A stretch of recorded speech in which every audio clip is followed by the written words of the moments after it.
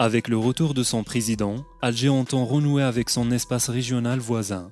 Pour sortir de l'isolement que le Maroc l'a contraint, l'Algérie a mis le cap sur la Mauritanie et la Tunisie.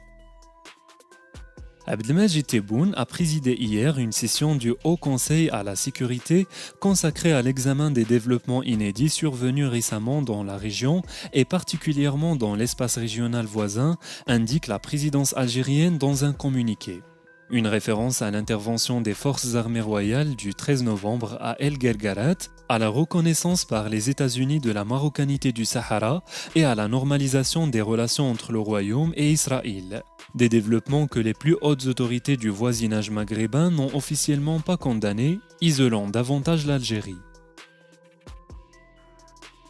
Pour corriger une absence que le pouvoir en place commence à admettre publiquement, en témoigne l'article paru hier dans le quotidien L'Expression, la présidence a décidé de reprendre les rênes de la diplomatie dédiée au Maghreb.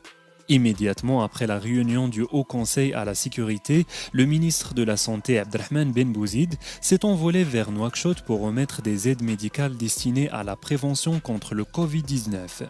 Si en juin dernier, Alger avait déjà envoyé une assistance médicale à Nouakchott, c'était Sabri Boukadoum qui était en charge.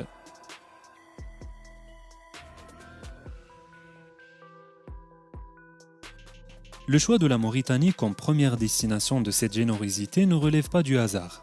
Il intervient dans un contexte marqué par un réchauffement des relations entre le Maroc et son voisin du Sud. Preuve en est la tenue fin décembre de la deuxième session de la commission mixte maroco-mauritanienne. Ces retrouvailles ont bénéficié de la normalisation des relations entre Rabat et Abu Dhabi après 3 longues années de tensions.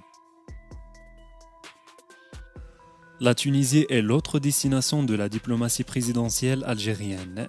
Hier, le Premier ministre Saïd Gerrad a téléphoné à son homologue tunisien Hicham Mechichi. L'objectif étant d'apaiser la colère des Tunisiens après le dérapage de l'ambassadeur algérien à l'égard des voix tunisiennes ayant critiqué la politique anti-Maroc suivie depuis des décennies par Alger. L'ambassadeur a publiquement exigé sur un ton martial au ministre des Affaires étrangères de les museler. Une revendication déclinée avec diplomatie par Othman Jerandi. Par ces deux actions diplomatiques en direction de la Mauritanie et la Tunisie, l'Algérie tente de resserrer les liens avec les deux pays voisins. D'autant que Tunis et Nouakchott sont dans le viseur des responsables à Tel Aviv pour les convaincre à normaliser les relations diplomatiques. Pour mémoire, l'État hébreu avait une ambassade dans la capitale mauritanienne de 1999 à 2009.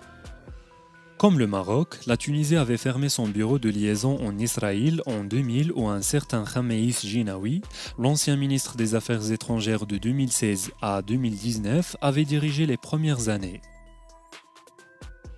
Le grand absent de cette réaction diplomatique algérienne est Sabri Boukadoum.